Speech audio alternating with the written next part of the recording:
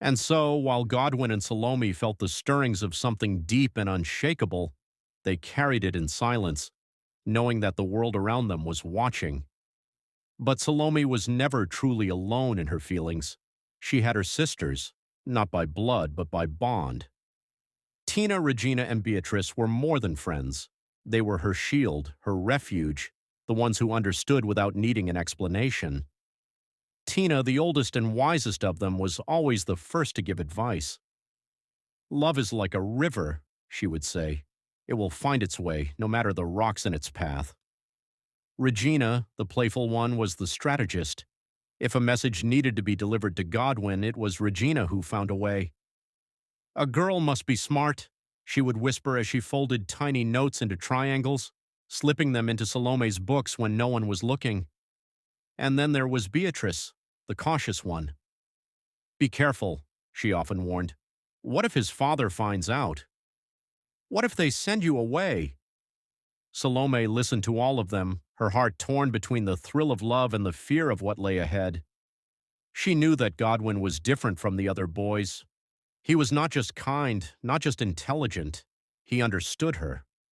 When she spoke, he listened, really listened, as though her words were the only ones that mattered. He never made her feel small, never dismissed her dreams as foolish. And that, more than anything, made her heart race whenever he was near. But love, even the purest kind, did not go unnoticed.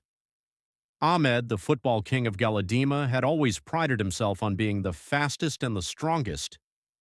He was used to being admired, to having the younger boys look up to him. But it did not take long for him to notice that Salome's eyes never followed him on the field. She was always looking elsewhere, toward Godwin. It was a quiet realization, but one that stung. One afternoon, as the boys gathered after school, Ahmed clapped a hand on Godwin's shoulder. "So the genius has found himself a girl?" he teased, his tone light but his eyes sharp. Caleb and Paul laughed, nudging Godwin playfully. "Even books cannot save you from love," Paul said. Godwin only smiled, shaking his head. Who said anything about love? But Ahmed was not convinced. "Be careful, my friend," he said, his voice dropping. "Your father is not a man to cross." And he was right, a father's shadow. Sergeant Christopher was a man who saw the world in black and white. There was duty and there was weakness, there was honor and there was failure. And love? Love was a distraction, a thing for dreamers, for men without purpose. One evening, as Godwin returned home, he found his father sitting on the wooden bench outside their house, his posture as straight as ever, his expression unreadable. "Sit," the sergeant ordered. Godwin obeyed, his heart pounding. "I hear things," his father said, his voice calm but heavy. "I hear that my son, the one I have raised to be disciplined, is spending too much time with a girl."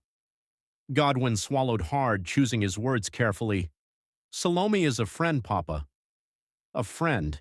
Sergeant Christopher repeated the word slowly as if tasting it. "A friend will not distract you from your studies.